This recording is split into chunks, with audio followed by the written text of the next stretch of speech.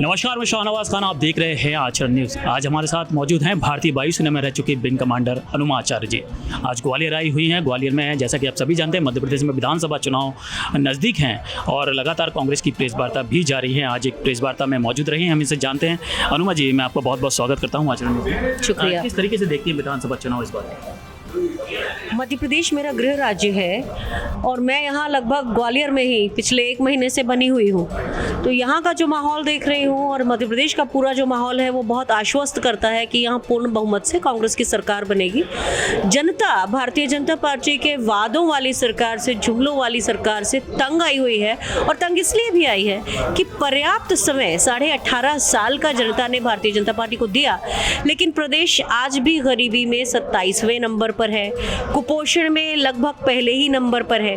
तो ये सारा कुछ, उसके अलावा बेरोजगारी में बहुत आगे, नशा बढ़ता जा रहा है। इस अंचल में तो चूंकि बेरोजगार लोग हैं तो क्या करें, उनकी ऊर्जा कहीं सट्टे में जा रही है, कहीं हथियार चलाने में जा रही है, कहीं गांजे की खेती घर में कर रहे हैं भिंड जैसे क्षेत्र में। तो ये सारा कुछ देख के साफ दिखता है कि यहाँ पर जनता को काम करने वाली सरकार चाहिए, उन्हें जमीन पर काम दिखना चाहिए।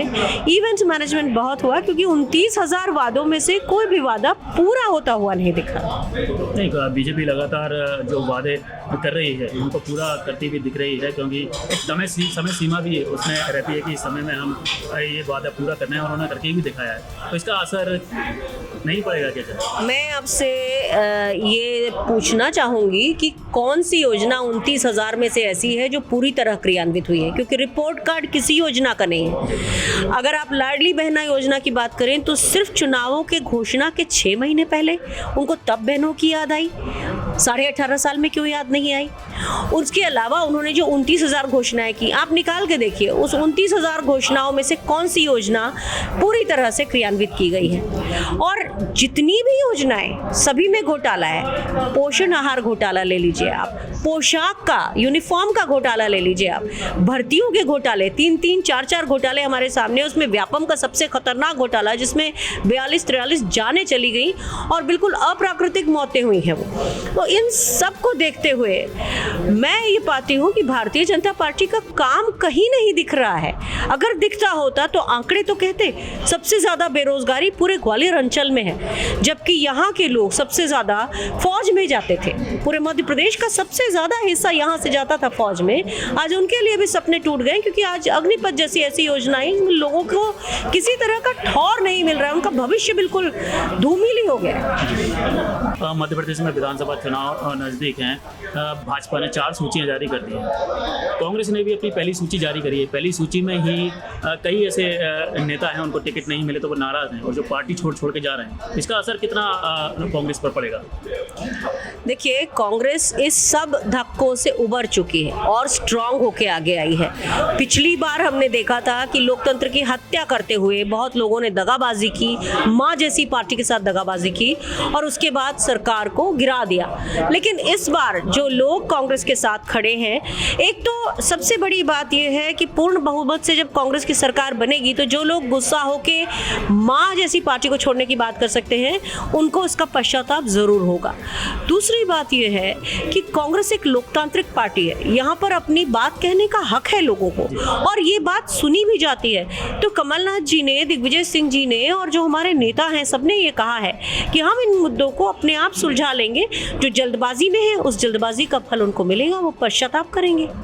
तो मध्य प्रदेश में कई ऐसी सीटें हैं जिन पर कई दिग्गज नेता को उतारा। अगर हम किस तरीके से मानती हैं मध्य प्रदेश में कितनी सीटें कांग्रेस से ला सकती है? और ख़ासतौर से आप ग्वालियर आई हैं तो ग्वालियर की हम बात करें तो ग्वालियर में 6 विधानसभा सीट हैं, जहां से 5 विधानसभा सीट क्लियर हो गई हैं। 1 विधानसभा सीट के अभी प्रत्याशी शायद घोषित नहीं हुए हैं, वो शायद आज या कल में हो जाएंगे।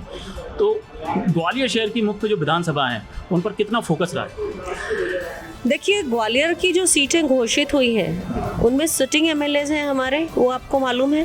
पूरे इस चंबल ग्वालियर क्षेत्र में 34 सीटें, उसमें से हमारे पास इस वक्त 18 है, मुझे उम्मीद है कि 28 तक पहुंचेंगी। तो इस जगह पे हमारे विधायकों जो काम है, जैसे आप देखेंगे सतीश सिकरवार जी लोगों के बीच में ही पाए जाते हैं। प्रवीण पाठक जी को देखिए, उन्होंने युवाओं के लिए, बच्चों के लिए, स्कूलों के लिए इतने काम किए हैं, वो अपने आप में ही एक बड़ा नाम है। तो हमारा एक एक नेता अपने आप में एक ज्वलंत, एक अपने आप में उदाहरण है। जबकि भारतीय जनता पार्टी के जो लोग हैं वो क्वांटिटी 1, एक संख्या होते हैं। पीछे उनके पार्टी चुनाव लड़ती है तो वो जनप्रतिनिधि इसीलिए भी नहीं बन पाते क्योंकि उनका कद कभी अपने लोगों का काम करके नहीं बढ़ता, पार्टी का ही कद बड़ा होता है। इसका खामियाजा हमारे प्रदेश को हुआ है और ग्वालियर अंचल को हुआ है।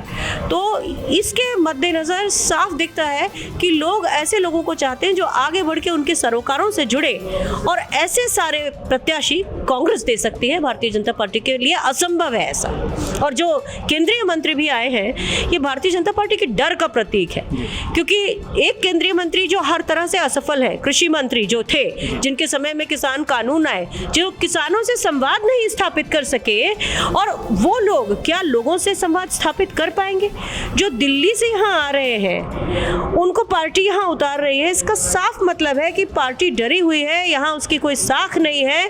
कार्यकर्ता काम करने से मना कर रहे थे, इसीलिए बड़े लोगों को उतारा है कि कम से कम कार्यकर्ता जुड़ जाएगा। पर इस सब का भी परिणाम यही होने वाला है कि लोग पूरा समय देखते हैं। 10 साल से कृषि मंत्री जो उस क्षेत्र का है, जो वहाँ के मुरैना के चावल को राइस टैग में GI टैग नहीं दिला पाया, जो यहाँ के लोगों की आमदनी नहीं बढ़ा पाया, जबकि यहाँ की आय तो बाकी देश में अगर 27 रुपये प्रतिदिन है तो इस क्षेत्र की 23 रुपये प्रतिदिन है। तो ऐसे असफल कृषि मंत्री को यहाँ की जनता भी पूरी तरह से रिजेक्ट ही करेगी। अच्छा, कांग्रेस 6 महीने पहले से ही सरकार बनाने का दावा कर रही है, क्या ये दावा सही हो पाएगा? क्या ये ओवर कॉन्फिडेंस नहीं है? एक बात आपको बताना चाहती हूँ, और मैं चाहती हूँ कि लोग भी इसे समझें कि कांग्रेस की ताकत है ना, वो लोगों के अंदर निहित है। तो कांग्रेस की ताकत लोगों से आती है, और जब कांग्रेस मजबूत होती है तो ये ताकत वापस लोगों में जाती है। जबकि भारतीय जनता पार्टी की ताकत कॉरपोरेट के चंदे से आती है, इसलिए जब भारतीय जनता पार्टी जीतती है तो कॉरपोरेट के पास ताकत जाती है और वही ताकतवर होता है। ये भेद अब लोग समझने लगे हैं, इसलिए लोग अगर अपने सरोकार चाहते हैं, जो कि वो चाहते हैं, इसलिए वो कांग्रेस को पूरे मन से और पूरे मतों के साथ वोट देंगे और यहाँ पर बहुमत से हमारी सरकार बनेगी। अनुमा जी, ये तो थी राजनीति की बातें, थोड़ा सा हम प्रकाश डालेंगे आपकी जीवनी पर, क्योंकि आप विंग कमांडर रही हैं भारतीय वायुसेना में। तो राजनीति में आने का फैसला आपने क्यों लिया और क्या आपके ऐसे मन में आया राजनीति में आपको? देखिए, मैं विदिशा से आती हूँ और विदिशा देश के सबसे, नीति आयोग की रिपोर्ट में सबसे गरीब ज़िलों में से एक है। यहाँ शिक्षा सुविधाएं नहीं हैं, हर तरह के संसाधनों का यहाँ अभाव है, जबकि यहाँ से बड़े बड़े लोग जुड़े थे। तो मुझे ऐसा लगा था कि अगर मुझे ज़िंदगी में कभी पेंशन मिल जाएगी, क्योंकि हम लोगों के लिए सरकार ने पेंशन ख़त्म कर दी थी, अटल बिहारी जी की सरकार ने पेंशन ख़त्म कर दी थी, जिसको बाद में यूपीए की सरकार ने दोबारा दिया। तो इसके पहले 2010 में ही मैंने सोचा था कि अगर मुझे पेंशन मिलेगी तो मैं विदिशा आकर अपने लोगों के बीच उनको आगे बढ़ाने के लिए कुछ ना कुछ करूँगी। अब चूँकि राजनीति में हम फौज के लोग नौसिखिया होते हैं, नया फील्ड है, सीखना पड़ता है, तो शुरुआती गलतियाँ भी हुई मुझसे, लेकिन अंत में मेरा जो निर्णय है कांग्रेस के साथ रहने का, क्योंकि मैं एक लोकतांत्रिक परिवार यानी कि फौज से आती हूँ, जहाँ हमारे चारों जो पूजा स्थल होते हैं एक ही जगह पर होते हैं, तो इसलिए मुझे मालूम है कि कांग्रेस की विचारधारा ही इस देश की विचारधारा है और इसलिए मैं कांग्रेस के साथ हूँ। तो चुनौतीपूर्ण ज़रूर है, लेकिन कांग्रेस इतने अवसर देती है कि मुझ जैसे व्यक्ति को, जिसने अभी 4-5 साल पहले ही कांग्रेस का दामन थामा है, उसको भी अपने घर जैसा लगता है। जी, बहुत बहुत धन्यवाद। तो यदि हमारे बीच अनुमा आचार्य जी, इनके बारे में आपकी क्या राय है, आप अपनी राय कमेंट्स बॉक्स में ज़रूर भेजें।